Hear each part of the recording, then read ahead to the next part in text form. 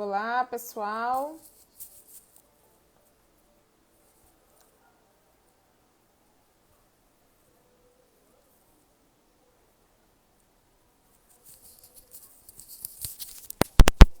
Estão conseguindo me ouvir?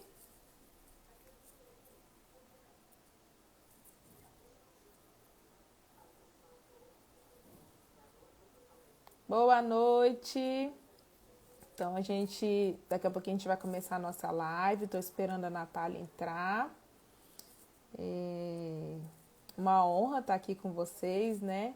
Iniciando essa semana do Agosto Dourado. Estou muito feliz de ser eu e a Natália sermos a primeira dupla de uma semana incrível que vem aí pela frente. E mandem para todo mundo que vocês conhecem, para participarem também, para fazer uma live bem interativa, bem legal. E, na verdade, assim, a Semana da Amamentação, o Agosto Dourado é um mês dedicado ao aleitamento materno, né? E a gente resolveu fazer essas lives para presentear vocês, as famílias que têm bebês pequenos, todo mundo. Acho que a população, de uma forma geral, precisa se informar sobre a amamentação e fazer parte dessa comemoração que é tão importante. Estou esperando a Natália entrar para a gente já dar início na nossa live, tá bom? Ela tá falando aqui comigo no WhatsApp. Espera aí que eu vou lá falar com ela, gente. Estou aguardando a Natália. Se vocês quiserem ir mandando perguntas já, tá bom? Já pode mandar que daqui a pouquinho, mais tarde, durante a live, a gente vai respondendo as perguntas também. Olha só que linda a blusa que a gente mandou fazer, especialmente para essas lives, né? Nos outros anos os encontros eram feitos presencialmente, mas devido à pandemia a gente, né, optou por usar a forma que todo mundo agora está usando, são as lives. Natália já chegou, vou ver se eu consigo chamar ela aqui.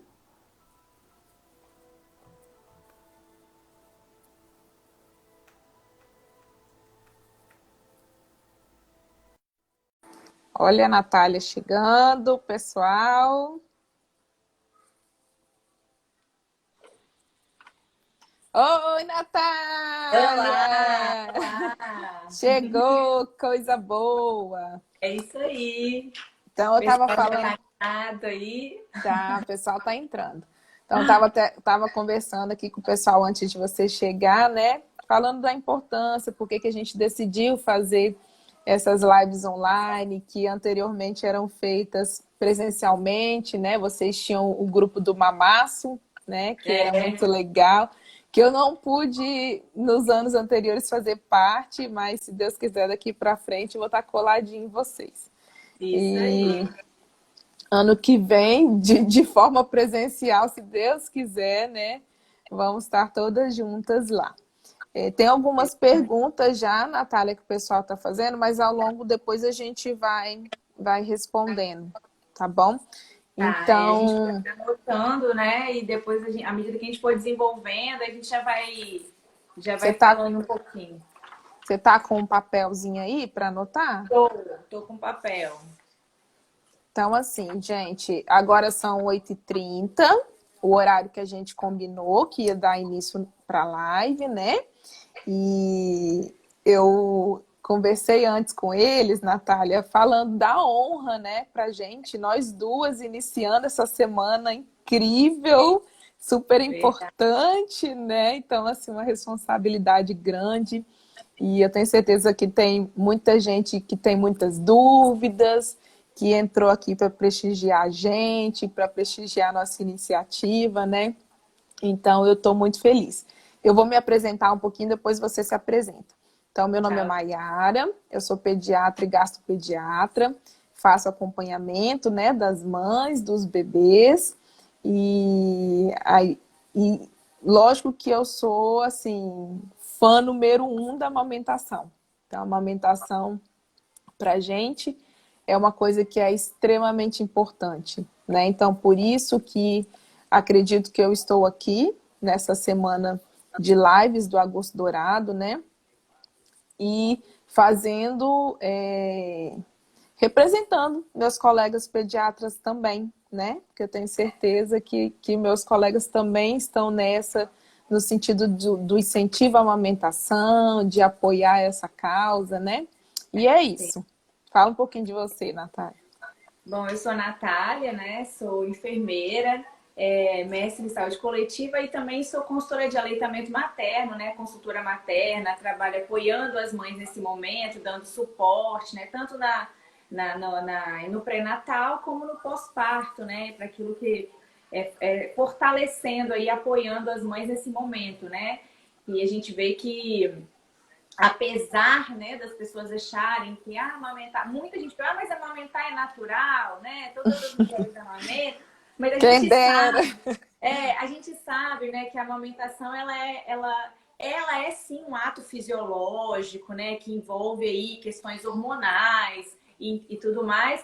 Porém, a amamentação ela é meio que ela é um híbrido, né? Ela mistura as questões culturais, as questões sociais, né? E psicológicas, né? Psíquicas da mulher, né? Então, assim, a maternidade, quando ela vem, assim, né? Ela traz, a gente se confronta, né? Nós, enquanto mulheres, a gente vai se confrontar com tudo aquilo que a gente viveu até na nossa infância, né? Com tudo aquilo que a gente vem trazendo também. E a amamentação também é esse momento, né? Então, assim, nem toda mulher, né, tem a mesma sensação ao amamentar, né? Algumas vão apresentar mais dificuldade, vão ter mais desafios, né? Justamente Uhum, por quê? Porque tem todas essas questões que não são só fisiológicas. E até porque, exatamente. se a gente for avaliar, né, nós enquanto mamíferos, vamos colocar assim, né? Vamos imaginar assim, um animal quando ele tem a cria dele, né? Uma vaca, uma cachorra, né? Ou outros mamíferos, né? Até os roedores, enfim, quando eles têm a cria, né? Eles não deixam ninguém se aproximar, né? Você já viu uma cachorrinha recém-parida, até o dono chegar perto ali, né?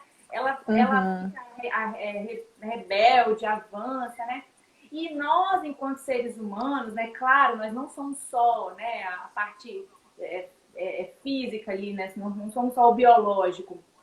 A gente permite tantas invasões nesse momento, né? Então, desde a hora do parto, né? As intervenções que por vezes são necessárias, né? Claro, nem toda intervenção ela é mal vista. Muitas intervenções são necessárias, né? No momento do uhum, nascimento, do pós-parto. Mas muitas vezes essas intervenções elas vão causar, né, consequências que precisam sim ser avaliadas, né? Maiara, como pediatra, né, sabe que a gente, quantas vezes, até pouco tempo atrás, né, Maiara, existiam ainda os berçários que separavam as mães dos separava as mães. bebês, né? Dizem Exatamente. mamãe de um lado, bebê do outro. A gente vê aqueles filmes, né? É muito comum esses filmes americanos também, vai mostrar o bebê aqui, o bebê lá por trás do vidro, aquele monte de bercinho, aquele monte de bebezinho e a mãe em outro quarto. Então, isso é algo assim que vai interferir demais nesse momento, né, no momento da amamentação, que é aquele momento de vinculação inicial, né? A gente chama de imprint, né? Que é o primeiro Isso. contato da mãe com o bebê, aquele contato pele a pele, para que sejam liberados uma série de hormônios, porque aquele bebê naquele momento ele está extremamente pronto, né? Principalmente se ele nasce de um parto fisiológico, ele está extremamente pronto para esse primeiro contato, ele está com seus reflexos presentes, geralmente um bebê logo que nasce, ele está super ativo, cheio de reflexos, sugando tudo que passa na frente dele. E aí, E é importante falar da Golden Hour, né? Que às vezes as pessoas sim, não conhecem sobre isso, né? Sobre o direito e a vontade da criança de mamar logo assim que nasce, nessa primeira hora que é tão importante, né? Então, muitas vezes a gente vê que a criança vai para o seio materno muitas horas depois do que da primeira hora, né? Então a gente acaba até perdendo esse timing, por falta às vezes de informação mesmo. sim, E é ou por importante, Pode falar. É importante a gente alertar em relação a isso, né? Não só a informação, lógico, né? Tem diversos percalços aí no meio do caminho, mas partir do princípio que a informação, se a mulher não tem esse conhecimento, ela fica difícil de exigir ou de conversar e pedir, né, que aconteça isso. É muito importante. A gente sabe que algumas práticas, né, que são assim, que vão sendo repetidas, né, diversas vezes, e às vezes é por uma questão de organização do serviço que facilita, né? Então o Sim, bebê uhum. nasce, e aí todos os procedimentos vão ser realizados naquele momento, ao invés de privilegiar nessa primeira hora, que é tão importante, que é fundamental, justamente por isso. Porque mesmo que o bebê naquela hora, às vezes ele não vai mamar naquela hora, mas o Sim, contato dele com a mãe, né, o permanecer ali junto à pele, né, a gente fala, e é pele com pele, não é pele com pano, né? É o bebê sem roupinha e a mãe também. E o que a gente vê? Muitas vezes o bebê já nasce, já enche de roupa, né? Aquele monte de procedimento, aquele monte de coisa que é feita imediatamente após o nascimento, nesse momento que o bebê deveria estar aí que está tão pronto, né? Tão apto a esse encontro, né? Esse imprint, que isso é próprio da nossa espécie, assim, é próprio, né, dessa característica dos animais, e de nós enquanto seres humanos que temos essas características, né? Tem uma Natália, pergunta, né? a Cássia, ela tá gestante, né? Logo, logo vai nascer o nenenzinho dela e ela fez essa pergunta: se é possível aqui em Linhares ter esse momento com o bebê tendo cesariana. Eu acho que você que está mais dentro do hospital tem mais know-how aí para falar sobre esse assunto. Você sabe se é permitido, como é que está funcionando aqui? Então, na verdade, a gente, assim, teoricamente, né, pela lei, pelas diretrizes do Ministério da Saúde, a orientação é que, independente da via de parto, se não houver prejuízo para a mãe e para o bebê, ou seja, se o bebê está saudável, se ele não precisa de suporte, se a mãe está saudável, não precisa de suporte, que às vezes logo, né, após o nascimento do bebê, por exemplo, precisar de suporte ventilatório, de alguma intervenção, obviamente, isso vai ser priorizado, Sim, é claro. claro. Nós estamos falando aqui num contexto onde você tem mãe e bebê saudáveis, né? Teoricamente, essa primeira hora ela deve ser respeitada independente da via de parto, tá? Pela legislação, né? Uhum. Pelas orientações do Ministério da Saúde, né? Essa orientação ela deve ser seguida por todos. Na prática, né, nem sempre a gente consegue que isso aconteça. Infelizmente. Uhum. Muitas vezes por falta de apoio do próprio, às vezes, né, a organização do próprio serviço dificulta um pouco disso, falta profissional, às vezes, porque imagina, a mãe ela tá ali na cesárea, ela tá anestesiada, então às vezes ela tem que ter um tempo de recuperação, né, até que ela fique dando um chiado, né? Olha só o meu. Vocês estão ouvindo o chiado? Tá, parece que tá longe o som. Mas tá dando para ouvir bem. É. Então, e aí assim, a gente vê, né, esse tipo de situação que às vezes a organização do serviço dificulta um pouco isso daí. Mas você pode elaborar, por exemplo, um plano de parto e dentro do plano de parto você pode estabelecer esse tipo né, que você gostaria que fosse feito isso, Uhum. né? Então, eu gostaria que o meu bebê, né, nascesse, ficasse diretamente comigo, que não ficasse afastado, né? Enfim, esse tipo de coisa você pode colocar assim no seu plano de parto. Assim como o tempo de corte do cordão, né? Que a gente sabe que hoje você pode esperar um tempo maior para fazer o corte do Uhum. cordão. Então, são todas as situações que podem estar relatadas, por exemplo, nesse momento. Né? E é fundamental, é um momento que faz muita diferença. Tem vários estudos, né, Mayara, que apontam a Uhum. importância da Golden Hour, né, a importância dessas primeiras horas. E se não for possível, assim que você tiver contato com o seu bebê, você precisa fazer esse contato pele a pele. Esquece aquele monte de roupa, esquece aquele monte de luva, aquele monte de coisa, de pano. E aí põe o bebê ali pele a pele, fique com o bebê ali, né? Colocar o fone. O Preto tá falando pra você colocar um fone. Tá, deixa eu botar aqui. Eu deixei ele aqui, mas que da outra vez ele ficou ruim, aí eu acho que... Agora você tá falando mais perto, até melhorou um pouco. Deixa eu colocar então. Falando assim, na verdade, essa questão da amamentação assim que nasce, né, desse contato pele a pele, algumas pessoas não vão ter o obstetra de assistência para realizar o parto, né? Então, às vezes, esse plano de parto, ele fica um pouquinho mais complicado. Mas, quando você dá entrada na maternidade, você tem o primeiro atendimento lá embaixo, se for esse obstetra que for realizar o seu parto, eu acho que vale a pena ter uma conversa. Então, para isso que a gente está aqui, para informar vocês, para empoderar vocês, né? Então, você tendo essa informação, você vai chegar lá já direcionado. Vai falar, olha, eu gostaria que meu bebê viesse logo para o meu seio, assim que nascesse. Então, você já começa a ter essa autonomia, né? Vai caber ao obstetra, ao pessoal que está na sala de parto, cumprir ou atender esse desejo da melhor forma possível, entendendo que não são todas as vezes que isso vai ser possível, né? Mas você já conversando, né, a gente já começa a ter um diálogo ali naquele primeiro atendimento. Isso aí é muito legal, muito importante. E aí, assim, você também vai criar, né, por exemplo, essas estratégias. Então, uma coisa que a gente conseguiu que foi um ganho, eu acho que foi um ganho super grande, foi a questão do banho, né? Que era muito feito o banho assim que o bebê nascia. Né? Vocês pediatras sabem como que isso foi bom ter retirado, né, e o banho desse momento. Porque era uma forma assim e as mães, as avós, né, continuam incomodadas, mas esse menino tá sujo. Não vai dar banho. Vai botar a primeira roupinha da maternidade sem banho. Isso, tudo, né, sujinho. Tá sujo, na verdade não é, né, sujeira. Então ali tem um vernix, que é extremamente importante para a proteção do bebê, né? E aí isso foi um ganho, não precisa ficar limpando, aquilo ali vai ser absorvido pela pele. Não é sujeira, é proteção, né? Então é uma forma de você manter o seu bebê mais seguro.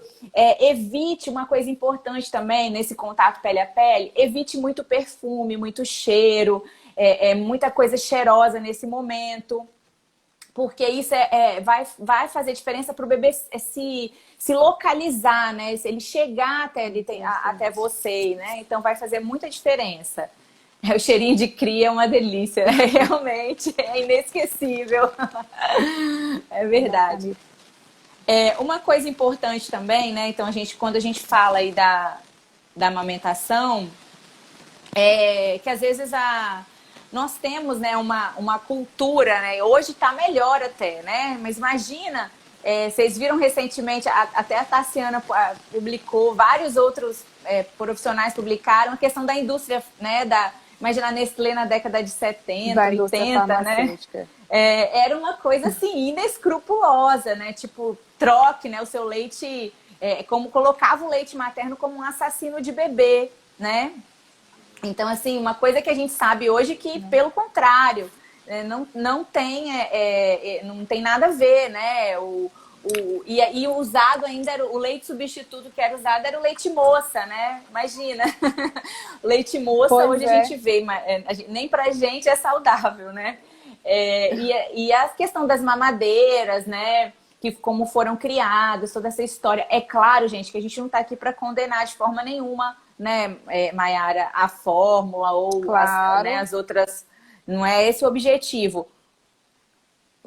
Mas a gente precisa entender que há sim uma empresa que, né, uma grande lucratividade das empresas, das indústrias farmacêuticas, quando há um incômodo coletivamente, acredita-se que a mulher ela não tem, quer dizer, esse mito do leite fraco, ele é nitidamente uma forma de dizer para você que o seu corpo não é bom, o seu corpo não funciona, né? E acontece muito isso com parto também, né?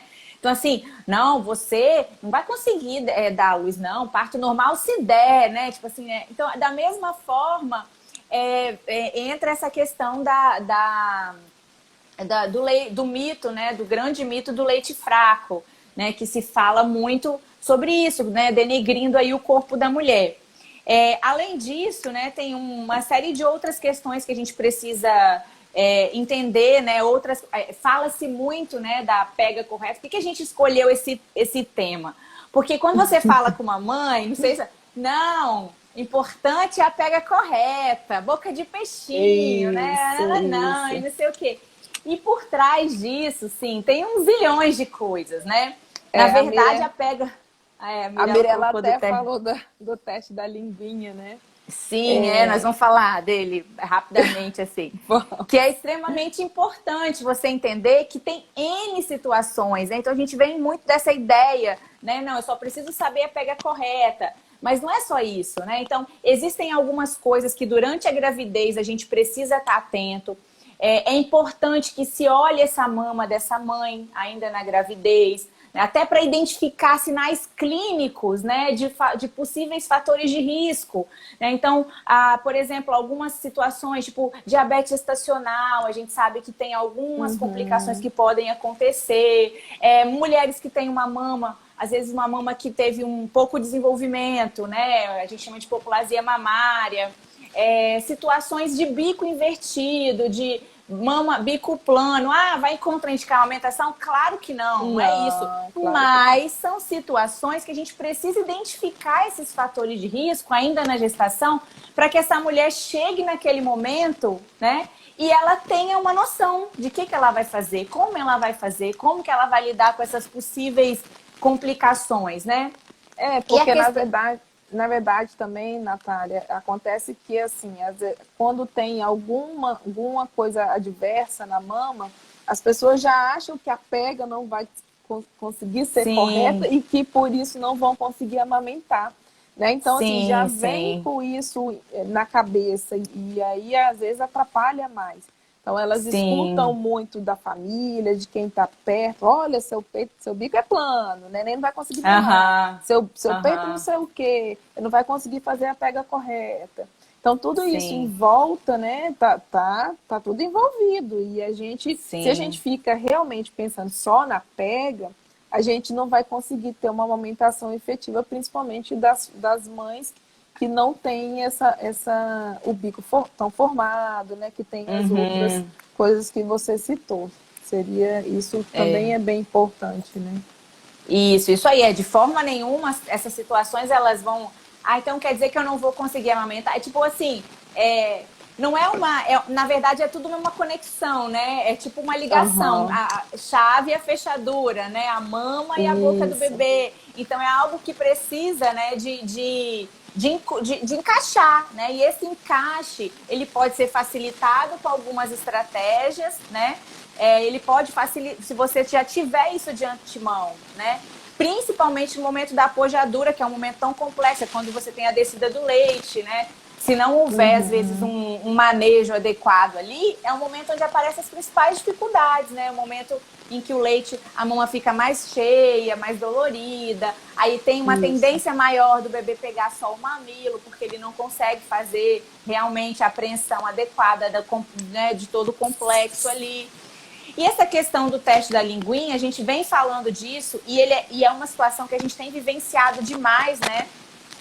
Não é porque há uma epidemia. Tá chiando, gente. Para mim tá chiando bastante. Então, vocês estão ouvindo? Amor, eu acho Não, que talvez eu não. não estou escutando chiando, não. Para mim tá Não. tranquilo. Tem uma situação que é extremamente importante, que é a avaliação, né? A gente sabe, o Ministério da Saúde já colocou, né? O teste da língua ele é obrigatório em todas as maternidades.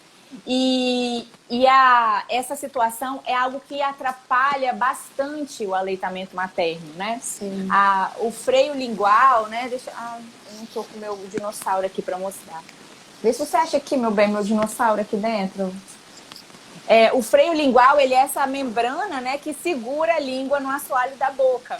E dependendo da situação, então, às vezes, se ele estiver, dependendo de como ele está colocado ali, ele pode dificultar o movimento da língua. E a gente sabe que quem faz, né, a parte de ordenha, que faz o leite, então, sair da mama, né, e ir para a boca do bebê, esse processo, né, da movimentação. Para mim também está chiando muito. Eu não sei o que está acontecendo. Não sei, eu não. Tá Melhorou? chiando, hein? Continua chiando ainda. Pra mim tava bom. Dá pra ouvir? Tá chiando ainda ou parou? Eu achei que melhorou pra mim agora que eu tirei isso. Tá chiando. Tá chiando ainda? É. O som tá ruim. Uai. Eu acho que o Instagram tá boicotando a gente, só porque tá tão Será que bela. melhorou? Melhorou? A Kênia falou que melhorou. Eu acho que melhorou. Ah, a Mirella também falou que melhorou. Tá. Tá. Então, essa situação é algo que atrapalha bastante, né, o aleitamento materno e passa muitas vezes despercebido. Então, a gente faz o teste da linguinha, o teste da linguinha deve ser feito no hospital, mas a gente precisa também continuar acompanhando, porque existem alguns casos, às vezes, que são limites, né, ali que você identifica um freio, mas depois, às vezes, ele vai. Na avaliação ali do momento da mamada que Da a gente vai amamentação, ver exatamente. como que isso acontece, como que dá esse processo, né? É porque às vezes Pode... no início, né, na avaliação inicial do bebê, a gente não consegue muito bem fazer isso, porque algumas crianças não conseguem fazer essa sucção efetiva logo no início, né? E tem que, durante a avaliação, tem que ir sempre observando a mama, observando a criança, né? Avaliando a língua e tudo isso. Então, porque o teste ele considera a questão anatômica, né, do bebê, e ele considera também ali a relação do momento da amamentação, a parte funcional, né? E aí ele considera tem um protocolo, tem um score para avaliar, e aí você considera essas duas situações, né? E o protocolo ele leva em consideração essas situações, a questão anatômica, né, da boquinha do bebê, e leva em consideração a questão funcional. E mais importante de tudo, que às vezes passa muito despercebido, ele leva em consideração a queixa materna. Então, por exemplo, se você fez todos os ajustes de postura, posicionou pega, né, posicionou o bebê adequadamente, conseguiu fazer uma boa tensão e a mãe continua relatando que ela está com dor, continua tendo fissura, continua machucando, isso é um fator fundamental para você considerar, por exemplo, a interferência do freio. Né? Então, não é só o bebê, é os dois ali, é a mãe e o bebê. O relato materno, ele tem uma importância até maior do que, por exemplo, a questão anatômica propriamente dita da língua do bebê. Isso, e a gente, durante a puericultura que a gente consegue acompanhar, né, a maioria das vezes, quem está com esse primeiro contato com as crianças são os pediatras, então a gente tem que ficar bem atento realmente a isso, e se tiver necessidade de fazer intervenção, né, pedir ajuda da Natália para poder ajudar essa família na amamentação, né, para tudo ter um final mais tranquilo, né, uma amamentação mais tranquila. Tem uma mãe perguntando aqui, Natália, você quer falar um pouquinho mais sobre o freio lingual? Não, acho que era isso, né? Ter esse cuidado, essa atenção, né? E saber da importância, né, do freio, que isso vai impactar diretamente. Muitas mães, né, a gente vê muito, por exemplo, uma mama muito cheia, um bebê que não ganha peso, por exemplo, você tá estranho, né? Sempre com a mama cheia, sempre com fissura, mastite, essas coisas que vão acontecendo. E um bebê que não ganha peso, um bebê que, né, parece né, que não tá legal, assim, não tá. Ah, meu leite é fraco. Às vezes é porque às vezes é um freio igual ali que tá atrapalhando o bebê fazer essa drenagem. Tá atrapalhando o bebê fazer essa ordenha da mama, né? Isso. Não é a mãe que não consegue, né, produzir, é o bebê que não extrai. E aí ele, claro, obviamente, ele não vai conseguir, né, fazer essa mamada, se sentir saciado, né? Tem duas mães aqui perguntando se toda mãe tem leite, Natália. A gente escuta tanto essa pergunta, né? Assim, é uma dúvida bem frequente. E segue nessa mesma linha aí o leite fraco. Então... Sim, de uma forma geral, assim, toda mulher, tá? Fisiologicamente, ela é capaz de produzir, né, leite. Só que a gente sabe que existem algumas situações, né? São algumas situações assim raras, né? Mas existem alguns casos de baixa produção de leite, Produção sim. láctea. Uhum. Né? Alguns casos que você identifica. E aí são N situações que podem levar a isso, né? Desde uma questão anatômica, fisiológica, por exemplo, que eu citei, que é a hipoplasia mamária, né? Que ela é uma situação relativamente rara, né? Você não tem muitas mães com essa situação, mas que pode acontecer. Que você às vezes vê anatomicamente mesmo. Não que a mama é pequena, tá? Pelo amor de Deus, não vai falar. Não é Não é exatamente. isso. Não é isso. Isso é uma questão glandular. Né? Você não vai só ver pelo tamanho da mama, é glândula. Né? Então, eu mesma nunca tive mama grande e amamentei minhas filhas, né, por muito, muito, muito tempo. Uhum. Então, assim, não é uma questão de tamanho de mama, tá? Isso é outra situação, é tecido glandular. Não é você olhar para sua mama, é pequena, não tem leite, não é isso. E ninguém vai adivinhar isso também, não é uma situação que a gente combina situações, a gente combina fatores para chegar muitas vezes nessa avaliação. Outra situação muito importante, que é a questão por exemplo, de um bebê que não está extraindo leite. Então, se o bebê não extrai leite, a mama Não não produz. rende, não produz. Exatamente. Né? Então, se não está saindo leite, não vai produzir. Isso é uma situação bem, né? O organismo ele entra nesse feedback. Então, assim, por exemplo, toda mãe, normalmente, em torno do 2º ao 5º dia de vida do bebê, ela vai ter essa descida do leite. Então, ela tem o colostro, muito importante. O bebê precisa receber o colostro. E não é uma coisa que, eu não tenho leite, só colostro. Caramba, só colostro não, você tem colostro. Colostro é tudo. É vida, né? Colostro é tudo.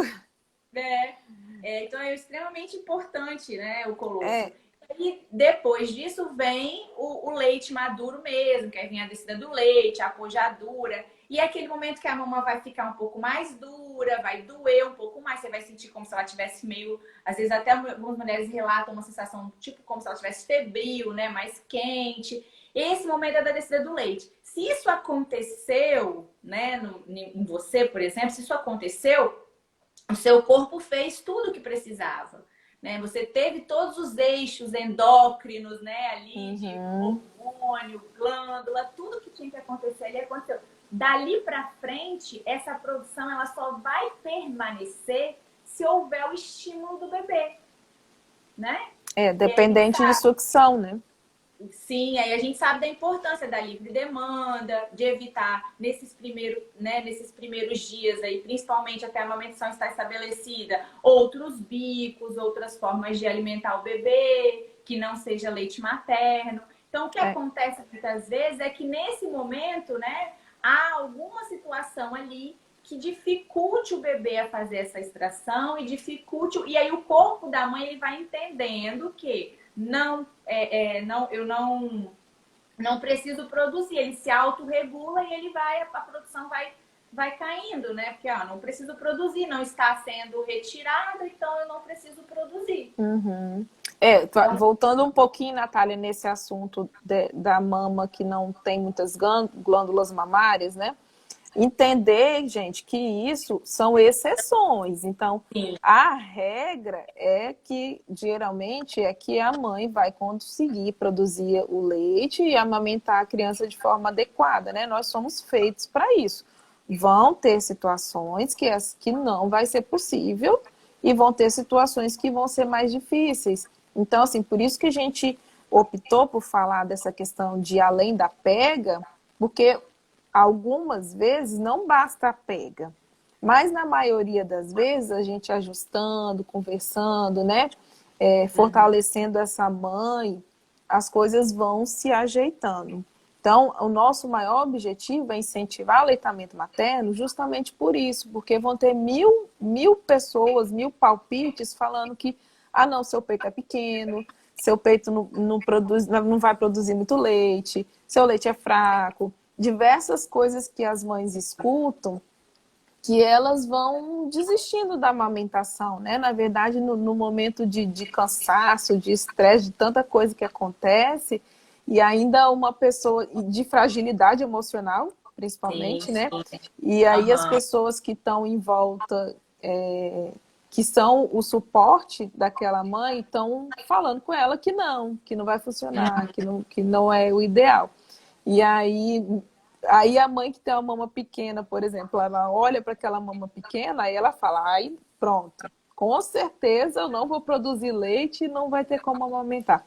Então, o papel das pessoas que estão em volta, principalmente, é É. entender isso, que existem as situações que não vão ser possíveis, mas nas outras a gente tem profissionais capacitados, né, para estar ali avaliando o que está acontecendo. E mesmo nessas situações, Mayara, quando você tem uma intervenção oportuna, por exemplo, uma avaliação, uma Uhum. intervenção oportuna, você consegue muitas vezes manter esse aleitamento. A internet está Que vai ruim. dizer assim, não, não vai acontecer. Pelo contrário, é uma situação que você vai identificar que ela existe e vai se preparar para o que Uhum. você vai fazer a partir daquilo. Por exemplo, né? Então, Exatamente. são situações que É. você precisa de ter você tem esse caminho, né, que você pode seguir. A Gisele É. falou, né, das mães de prematuro, né, que não tem a Golden Hour, né? Realmente, né? Não tem Uhum. aí uma situação que a gente sabe que aquele bebê ele precisa de um suporte, né? E aí naquele momento realmente o suporte vai ser mais importante do que a hora, né? A hora de vida, a primeira hora de vida, a golden hour, né? Mas isso Aham. também não vai inviabilizar a amamentação. O que é importante? É trabalhar o estímulo, trabalhar a ordenha, fazer ter né, aquele protocolo de ordenha, você não deixar de tirar o leite, mesmo que o bebê não receba naquele momento. Porque se você, Isso. como eu falo, se você não retira, né, a mama ela entende que ela não precisa Não produzir, aí ela precisa vai produzir. baixando cada vez mais. Uma coisa que a gente também uma coisa assim que a gente precisa entender é que as primeiras horas são tão importantes para a mãe quanto para o bebê. Aqueles primeiros dias, normalmente, claro, às vezes a gente fica assim cansada, exausta, mas geralmente logo no início, principalmente quando a gente vem, por exemplo, de um parto fisiológico, e o bebê termina e o bebê nasce, você não se sente naquele momento exatamente cansada. Parece Cansada. que vem uma energia, é uma coisa que você. Porque é natureza, né? A natureza que Isso. entende que aquele momento é o momento de você vincular, de você ficar próxima, né? Da cria ali. E às vezes esse cansaço, ele às vezes vai bater um pouco mais, né? Ele vai bater um pouco depois, assim, não naquele primeiro momento. Então, esses primeiros dias, eles são extremamente importantes para essa vinculação também. Se você não teve a primeira Uhum. hora, por alguma situação, né? Enfim, você vai tentar compensando isso em outro momento, né? Assim que O mais possível, rápido né, possível. Natália? Assim que possível, ter esse contato, né? Por maior Isso. tempo possível.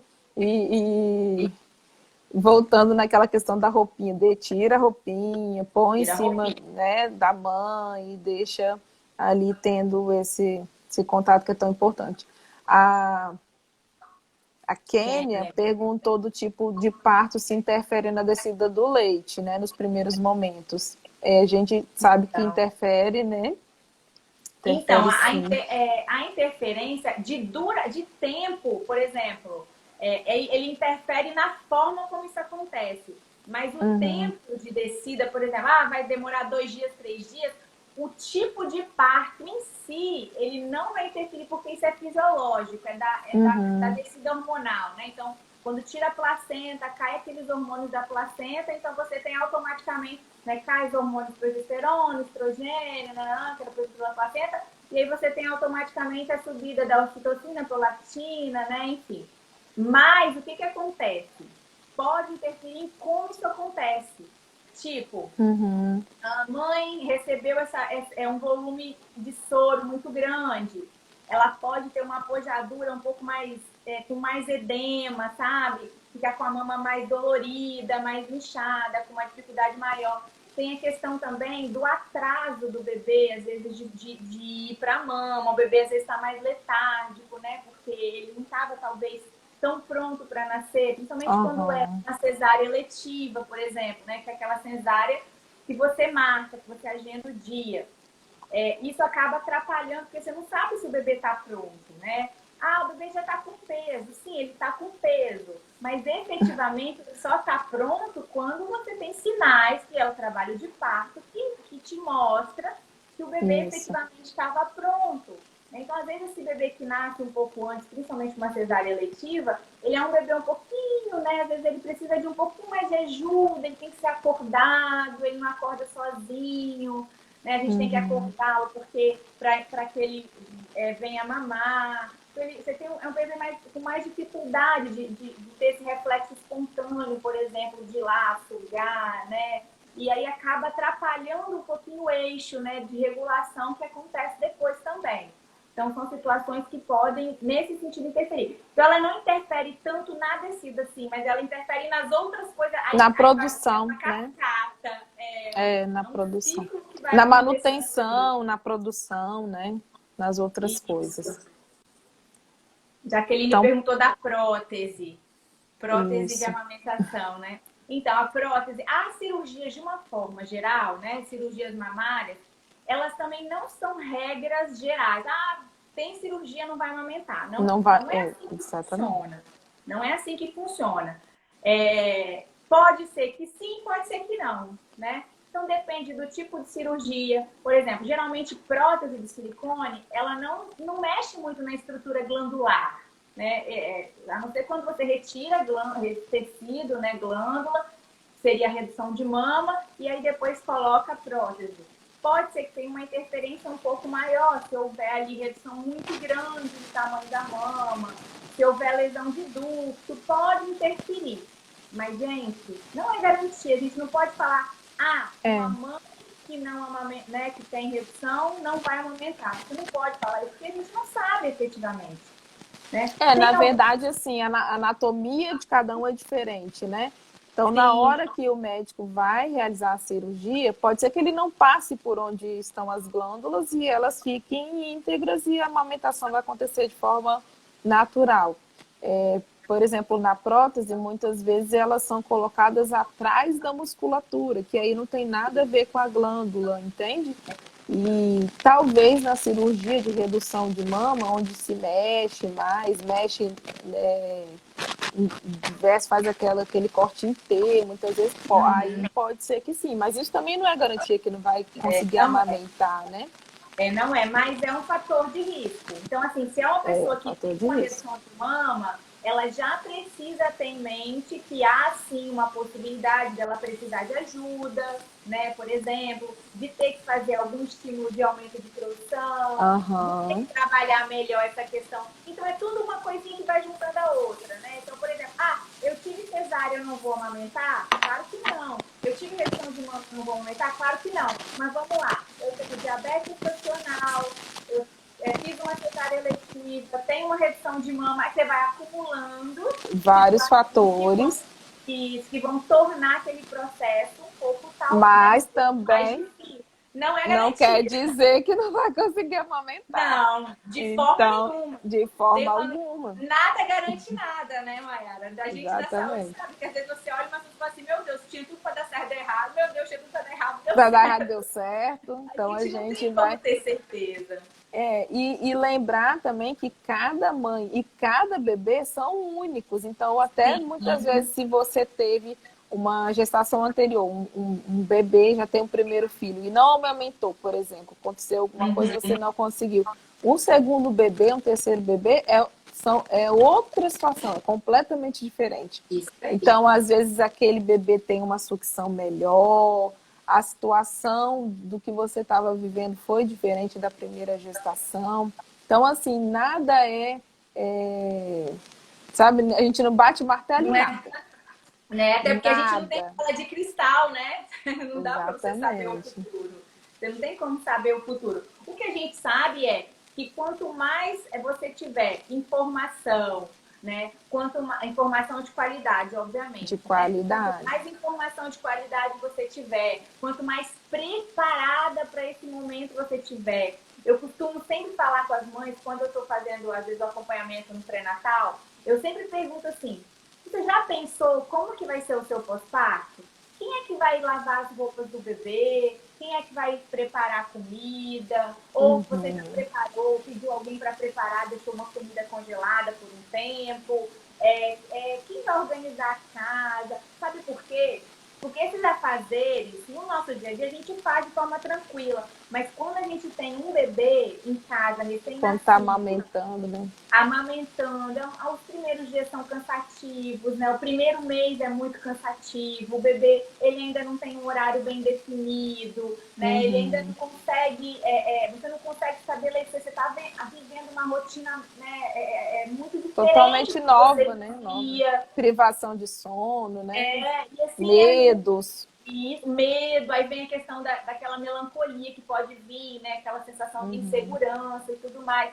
Então, tudo isso vai impactar. Se você não tiver feito um plano, né? Pensado, como, não é para ficar neurótico com isso, mas pensado como que vai ser esse momento, né? Então, alguém vai te ajudar, quem é que vai te ajudar, né? Ou é o marido, ou é né, alguém Uhum. que você goste, uma pessoa, e tem uma pessoa que você goste. Porque não adiantou uma pessoa que vai te perturbar. É pior, É, né, Maia? porque se você for ficar nervosa, né, vai atrapalhar mais ainda a É amamentação, isso que a gente aí. sabe que tem relação, né, essa questão de como tá se sentindo a mãe naquele momento com a produção do leite. A Jaqueline, vou dar um exemplo, a Jaqueline é minha paciente, né, ela escreveu Aham. aqui, ó, que notou que na primeira gestação tinha maior produção do que Ah, na segunda. E agora ela aham. está vivendo uma situação totalmente nova. Então, Aham. agora a neném está passando por umas situações de doença mesmo, né? Que ela está Aham. precisando de uma demanda de tratamento diferente. Então, isso gera uma ansiedade, gera uma Sim. angústia, consequentemente, a gente acaba tendo um pouquinho de redução na produção do leite, né? Então, tem tudo É, isso também.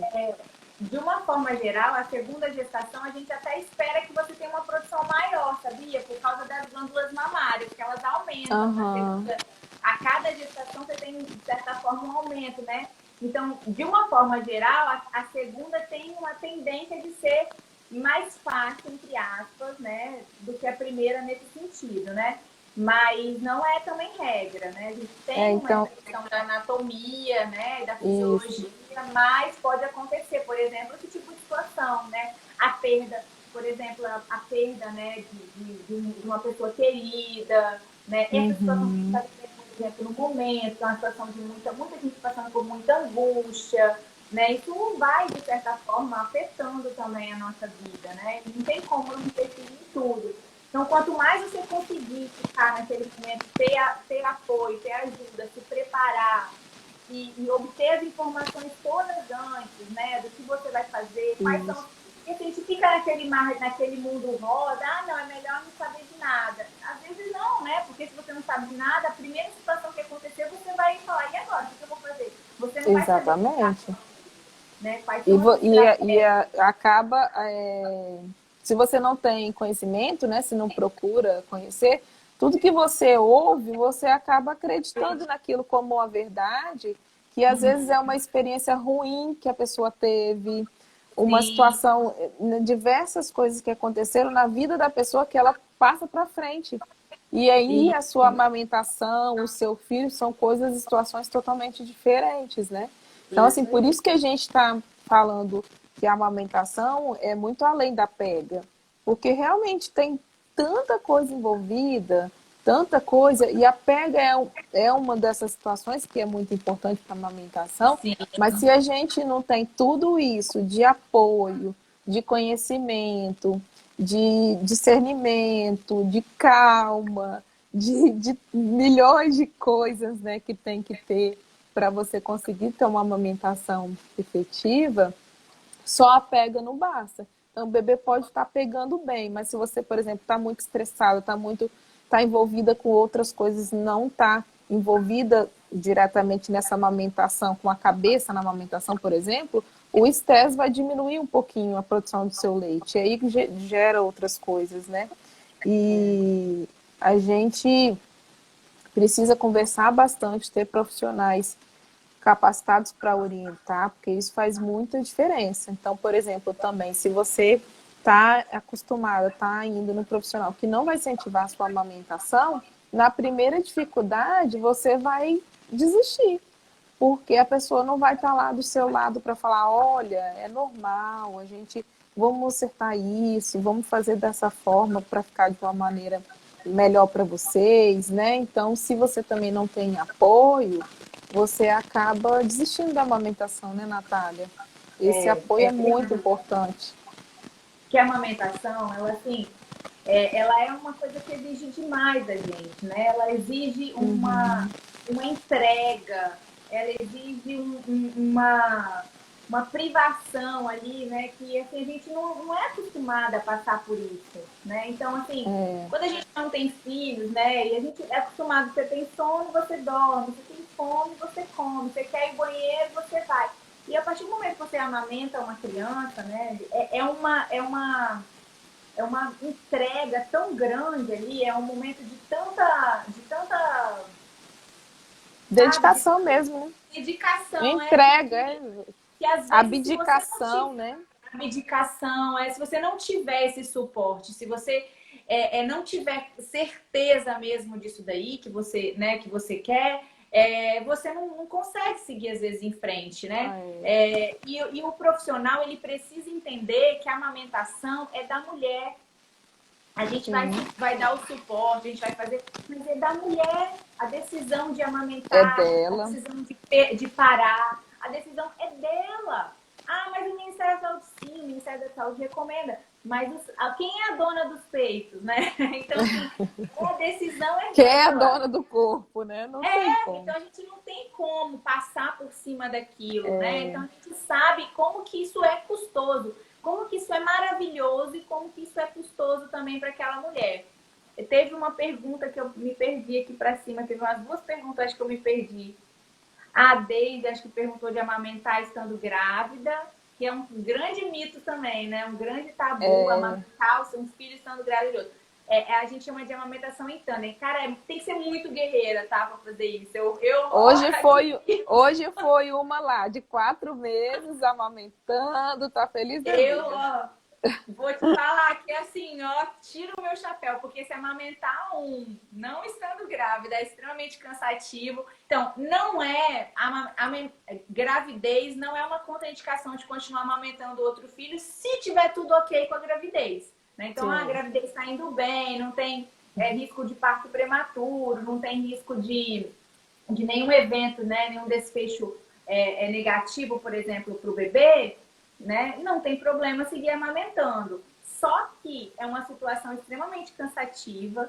E essa mãe, se ela for permanecer amamentando até o outro nascer, ela precisa lembrar que a prioridade do mamar é do recém-nascido.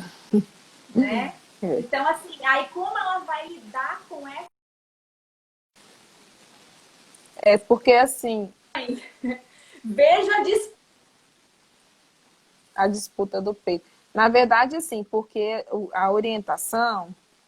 Ixi, será que travou? Se ele está amamentando a criança o primeiro, né, e vai nascer o segundo, como que a gente vai fazer para retirar o mamado da criança maior quando o outro nascer? Então, gera uma disputa muito grande, né?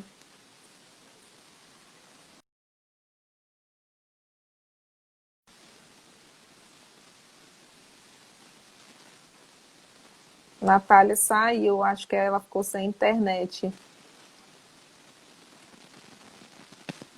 Deixa eu ver aqui. A Vamila tá falando que ela tem neném com a PLV, né? Que a alimentação é muito ruim, que passa por muita privação e é muito difícil mesmo, que a gente tem a necessidade de fazer essa privação da alimentação por conta da alergia da criança.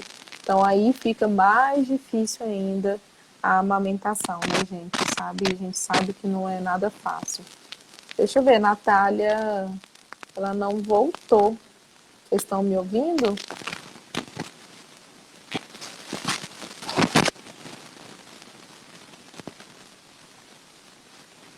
Tá me ouvindo, Vanessa?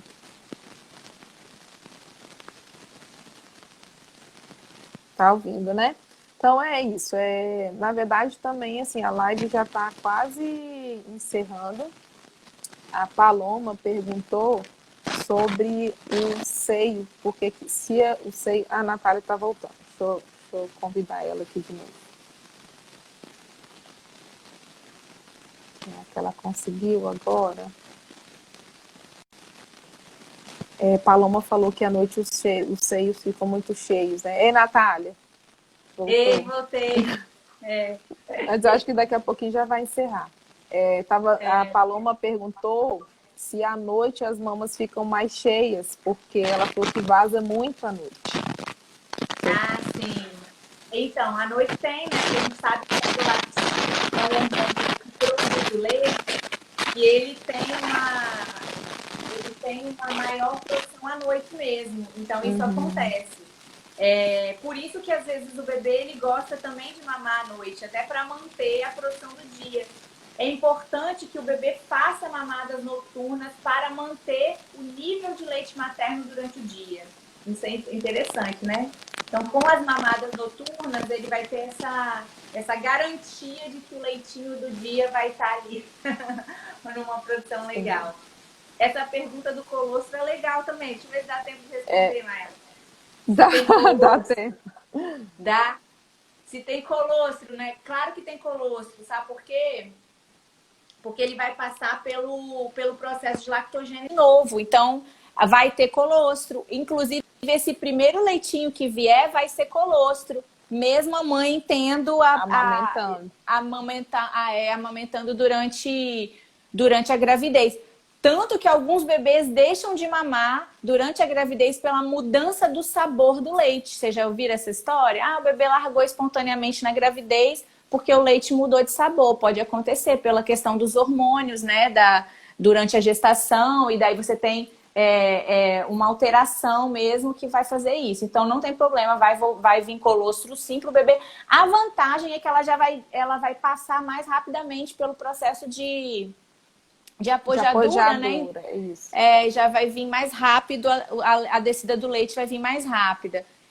Mas é muito importante ela entender isso aí, que ela vai ter que priorizar o recém-nascido, né? E aí os bebês mais velhos, eles ficam muito ciumentos às vezes nesse momento, então tem que pensar bem nisso. Até quando você caiu, eu estava falando sobre isso, porque se a gente mantém a amamentação do bebê mais velho, tem que entender que assim que o recém-nascido nascer, você não pode retirar a mamada do mais velho, porque isso gera uma situação muito ruim. Sim. De abandono mesmo da criança, tudo aquilo de ciúmes que ele sente, né? Então, em que momento vai ser feito isso? Gente, só tem 2 minutos. Tem mais alguma coisa? Eu vou agradecer a presença de vocês. Participem das lives, né? Que vão ter mais. Vocês vão ser respondidas outras perguntas também. Tem profissionais incríveis que vão estar aí junto com a gente, né? Ao longo da semana. E eu vou dar um recadinho, depois a Natália dá. O recado que eu tenho para vocês é que vocês se empoderem. Então, procurem saber, se informem. Conversem com pessoas que são capacitadas, que são profissionais de saúde. A gente acaba, muitas vezes, lógico que a gente escuta as pessoas que estão em volta, né? Mas escutar com o ouvido com filtro. Não escutar e tomar para si aquela verdade.